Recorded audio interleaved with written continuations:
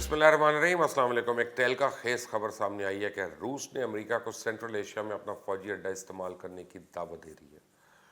Russia और America जो एक दूसरे के दुश्मन है, ऐसा क्यों कर रहे हैं, इस पर तो बात करूंगा, लेकिन इसके साथ आपको ये बताऊं कि अमेरिका ने तालिबान को क्या पैगाम दिया है कि इससे आगे वो तालिबान को तस्लीम नहीं करेंगे कि वो क्या शराइत है। जबकि दोहा मुज़ाकरात में भी मुल्ला अब्दुल गनी बरादर और अब्दुल्ला अब्दुल्ला के अहम बयानात सामने आ गए और कंदहार के गवर्नर ने काबुल पर या काबुल हुकूमत पर ही तालिबान की मदद का इल्ज़ाम लगा दिया। जबकि मिलिट्री खजाना कहलाया जाने वाला बगराम एयरबेस, उसका क्या हाल है। जनरल रशीद दोस्तम और तालिबान वफ्द के रहनुमा मुल्ला फजल रूस में आपस में लड़ पड़े। उनकी बड़ी दिलचस्प कहानी है कि जबकि इसके साथ आपको इस नक्शे से भी आगाह करूंगा कि तालिबान अफगानिस्तान में कहां कहां अब कब्जा कर चुके हैं। बहुत ही अहम वीडियो है, मेरे साथ रहिएगा। और अगर आपने अभी तक इस चैनल को सब्सक्राइब नहीं किया तो प्लीज़ कर लें। तालिबान के सुप्रीम लीडर हैबतुल्लाह अखुंज़ादा ने ईद उल अज़हा से पहले एक पैगाम जारी कर दिया जिसमें अफगान क्राइसिस का सियासी हल निकालने पर जोर दिया। फौजी पेशकदमियों के बावजूद इमारात इस्लामी तनाज़े का सियासी हल चाहती है और तालिबान जंग के खात्मे के लिए पुरज़म है। मुखालफीन वक्त ज़ाया कर रहे हैं। हमारा वाज़ेह पैगाम है कि सरजमीन बचाने के लिए गैर मुल्कियों पर इन्हिसार नहीं करना चाहिए। बाहर के लोगों की बजाय हमें अपने मसाइल मिलजुल कर हल करने चाहिए। जबकि तालिबान शदीद लड़ाई के बाद कंदहार के पहले ज़िले में दाखिल हो गए हैं। सारी रात लड़ाई होती रही है। हुकाम ने अलमनाक सूरत हाल के पेश नज़र शहर में रात का कर्फ्यू लगा दिया। टेलीफोन सर्विस भी मुअत्तल कर दी गई। कंधार शहर के मरकजी जेल से मुताबिक तालिबान कैदियों को किसी और जगह हंगामी तौर पर मुंतकिल किया गया।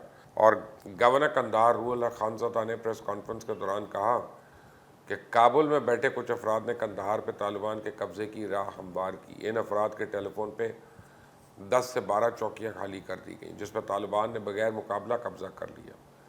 उन्होंने कहा कि सियासी तौर पर तालिबान शहर पर काबिज हो चुके हैं, लेकिन अस्करी लिहाज से भी लड़ाई ख़त्म नहीं हुई और लड़ाई को शहर तक लाने में काबुल में बैठे जिन अफराद ने किरदार अदा किया, जल्द उनके नाम बताऊँगा। नया कट्टा खुल रहा है। अमरीकी फ़ौज ने 3 Black Hawk helicopter Afghan forces के हवाले कर दिए और फ्रांस ने रडार सिस्टम भी काबुल पहुँचा दिया। फ्रांस ने हफ्ते को सफारतकारों समेत 100 शहरी काबुल से निकाल दी और दोहा में आर्जी जंगबंदी तालिबान कैदियों की रिहाई के लिए बैनुल अफ़गान मुज़ाकरात का अहम दौर हुआ। इंट्रा अफ़गान मुज़ाकरात 4 घंटे तक जारी रहे और अफ़गान वफ़द की क़ियादत अब्दुल्ला अब्दुल्ला जबकि तालिबान वफ़द की क़ियादत मुल्ला अब्दुल गनी बरादर ने की और मुज़ाकरात में ज़ल्मे खलीलज़ादा ने भी शिरकत की, जिसमें आर्जी जंगबंदी, तालिबान कैदियों की रिहाई और अबूरी हुकूमत के क़याम पर बात की गई। मुल्ला अब्दुल गनी बरादर ने 2 टोक अल्फाज में वाज़े कर दिया कि इस्लामी निज़ाम के क़याम के लिए ज़ाती मफादात को पस पुश डाल देना चाहिए और इस मकसद के लिए खुद गर्जी, लालच, ज़ाती मफाद और मकासद से इज्तनाब करना चाहिए। कौमी इत्तेहाद के लिए मिलकर काम करना है। गुज़श्ता 10 महीने से मुज़ाकरात में पेशरफ्त नहीं हुई और आदम पेशरफ्त पे हमें मायूस नहीं होना। तालिबान तरक्की चाहते हैं लेकिन इस्लामी इक़दार और निज़ाम पर समझौता नहीं करेंगे। और अब्दुल्ला अब्दुल्ला ने कहा कि अफ़गान मसले का फ़ौजी हल नहीं है, सियासी हल के लिए हमें कोशिश तेज़ करनी है। दोनों फ़रीक़ीन को लचक दिखानी चाहिए। अमन के लिए एक सुनहरी मौका है। भारतीय अखबार को इंटरव्यू में अशरफ गनी ने अपनी शिकस्त तस्लीम करते हुए कहा कि तालिबान लड़ाई जीत लेंगे, हम जंग जीतेंगे। अमन के लिए हमें पाकिस्तान की ज़रूरत है। इस्लामाबाद और तालिबान के साथ बातचीत का अमल खुला रखेंगे और अफ़गानिस्तान के लिए अमरीका के खुसूसी नुमाइंदे ज़ल्मे खलीलज़ादा ने एक बार फिर जोर दिया कि पाक अफ़गानों को किसी समझौते तक पहुँचाने के लिए अपना किरदार अदा करें। अमेरिका ने तालिबान को पैगाम दे दिया कि ताकत के ज़ोर से हुकूमत बनाने वालों को हम और मुतादिद दीगर मुल्क भी तस्लीम ना करें, ना मुआवनत करें। अफ़गानिस्तान में इस्तेहकाम, तरक्की और अमन के लिए किसी मुआहदे तक पहुँचने के लिए 2 अमूर अहम है और ये अफ़गान अवाम के लिए काबिल कबूल हो और इसे पड़ोसी, डोनर्स और दुनिया के दीगर मुल्कों का ताउन हासिल हो। इस वक्त अफ़गानिस्तान में जहाँ मुज़ाकरात के दौर चल रहे हैं, वहीं जंग और जंगी तैयारियाँ भी अरूज पे हैं और अफ़गानिस्तान में गुज़श्ता 20 साल से अमरीकी और बैनुल अक़वामी अफवाज का सबसे बड़ा और सबसे अहम फ़ौजी अड्डा बगराम एयरबेस अब एक वीरान शहर का मंजर पेश कर रहा है और तारीकी में डूबा हुआ है। इस फ़ौजी अड्डे में अक्सर इमारतें कंटेनरों से बनाई गई थी जो अब खंडरात या कबाड़ खाने की शक्ल दिखा रही हैं। ताम 45 मुरबा किलोमीटर पर फैले हुए इस फ़ौजी अड्डे में सिर्फ एक हस्पताल फ़ाल हालत में, बाकी अड्डे से अक्सर हालात या तो अमरीकी और बैनुल अक़वामी अफवाज अपने साथ वापस ले गई या फिर उनको तबाह कर दिया गया। और इस फ़ौजी अड्डे को बिजली फराहम करने के लिए वहाँ एक बड़ा जनरेटर है, मगर अमरीकियों के जाने के बाद अफ़गान इंजीनियर्स को ये जनरेटर चलाना ही नहीं आ रहा। اسی امریکیوں کے جانے کے بعد یہ اب تک بند پڑا ہے، جس کی وجہ سے اڈے کے مختلف عمارتوں کو 24 گھنٹے میں صرف 2 یا 3 گھنٹے بجلی مل پاتی ہے۔ امریکی افواج کے جانے کے بعد کچھ لوگوں نے وہاں چوری بھی کی۔ چوری میں زیادہ تر وہ لوگ ملوث تھے جو اس اڈے میں بین الاقوامی افواج کے ساتھ کام کر رہے تھے، انہیں قیمتی چیزوں کے بارے میں پہلے سے علم تھا۔ بگرام کے اڈے میں اکثر ایسی عمارتیں اور کمرے ہیں جن کے دروازے تاحال بند پڑے ہیں، اور ان بند دروازوں کے خفیہ کوڈ امریکی فوج اپنے ساتھ لے گئے اور افغان حکام کے ساتھ شیئر نہیں کیا۔ اب اس کا ایک ہی حل ہے کہ انہیں توڑ دیا جائے۔ امریکی کام کی چیزیں یا تو لے گئے یا انہیں تباہ کر دیا، اور ایک اہلکار نے کہا ان امریکیوں سے تو روسی اچھے تھے جو جانے سے پہلے افغان عوام کے لیے کچھ نہ کچھ تو چھوڑ گئے تھے۔ بگرام میں ایک جیل میں بھی ہے جسے مبینہ طور پہ 5000 کے قریب لگ بھگ طالبان قیدی ہیں، اور اس کے لیے افغان فورسز کو خدشہ ہے کہ طالبان بگرام پہ حملہ کریں گے۔ اب افغانستان میں طالبان نے ابھی تک ملک کے 34 صوبوں میں سے 20 صوبوں کے ہیڈ کوارٹرز کے گرد گھیرا تنگ کر لیا، اور طالبان کے قبضے میں آنے والی اکثر علاقوں کی اسٹریٹجک اہمیت اس لیے زیادہ ہے کیونکہ یہ ان اہم شاہراہوں پہ واقع ہیں جو کابل کو ملک کے شمالی، جنوبی اور مغربی علاقوں سے جوڑتے ہیں۔ اگر آپ B B C Afghan service کے اس نقشے پہ غور کریں تو سرخ رنگ کے ان علاقوں پہ طالبان کا قبضہ ہے، جبکہ پیلے رنگ کے علاقوں میں لڑائی جاری ہے، اور نقشے میں نیلے رنگ کے علاقوں میں افغان حکومت کا کنٹرول ہے۔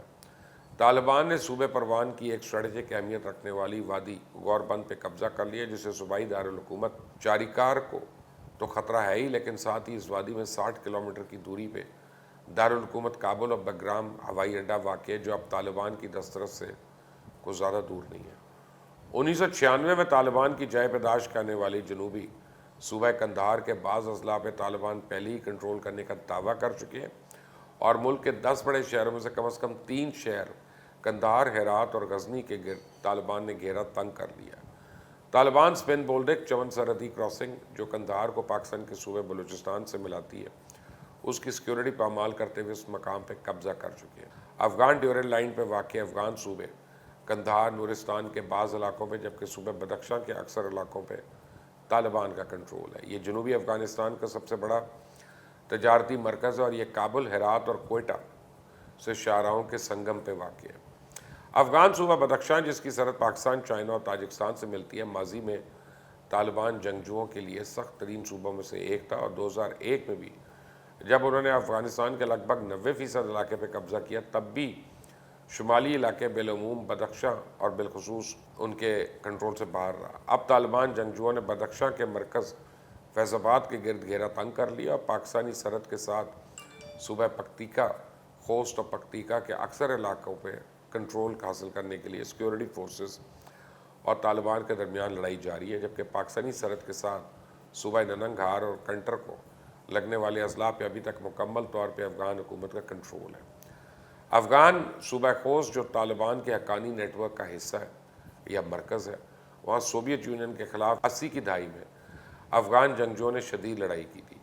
دوسری جانب طالبان نے صوبہ بلخ کے صوبہ دارالحکومت مزار شریف کے قریب اضلاع پہ جون کے آخر میں قبضہ کرنا شروع کیا، اور سابق نائب صدر مارشل عبدالرشید دوستم نے مرکزی حکومت پہ تنقید کرتے ہوئے کہا کہ بدقسمتی سے جنگ کے خراب نظم و نسق کی وجہ سے یہ صورتحال پیدا ہوئی ہے، اور دوستم نے افغان حکومت پہ الزام لگایا کہ ان کے فوجی مشوروں کو حکومت سنجیدگی سے نہیں لے رہی، اور نہ ہی ان کی ملیشیا کی مدد کی گئی، جس کی وجہ سے طالبان کئی علاقوں میں قبضہ کرنے پہ کامیاب ہوئے۔ ماسکو کانفرنس کے موقع پہ سابق نائب صدر مارشل عبدالرشید دوستم اور امن مذاکرات میں گروپوں کی نمائندگی کرنے والے طالبان کے ملا فضل کے درمیان زمانی جھڑپ ہو گئی۔ فضل جو ہے کابل میں ان کی حکومت کے دوران طالبان کے نامزد چیف آف آرمی اسٹاف تھے، اور یہ دونوں 1990 کی دہائی کے وسط سے ایک دوسرے کو جانتے ہیں۔ انہوں نے اور افغانستان کے شمال میں دوستم کی افواج کو شکست دینے میں کلیدی کردار ادا کیا، اور ملا فضل کے وفادار اور جنرل دوستم کی افواج اور فورسز نے افغانستان میں جب طالبان کا اقتدار تھا تو شمالی افغانستان میں کئی مہلک لڑائیاں لڑی تھیں۔ 2001 میں طالبان حکومت کے خاتمے کے بعد ملا فضل نے دوستم کی افواج کے سامنے ہتھیار ڈال دیے، لیکن بعد میں دوستم نے اسے امریکی افواج کے حوالے کر دیا۔ اس کے بعد انہیں گوانتانامو بے میں منتقل کر دیا گیا، جہاں وہ کئی سال رہے۔ جلد دوستم نے اپنی فوجی وردی کے ساتھ کانفرنس ہال میں داخل ہونے کی کوشش کی تو طالبان نے شدید رد عمل کا اظہار کیا۔ بعد میں جلد دوستم بغیر کسی فوجی وردی کے ہال میں آئے، لیکن دیرینہ دو دشمنوں کے درمیان زبانی تصادم ہو گیا۔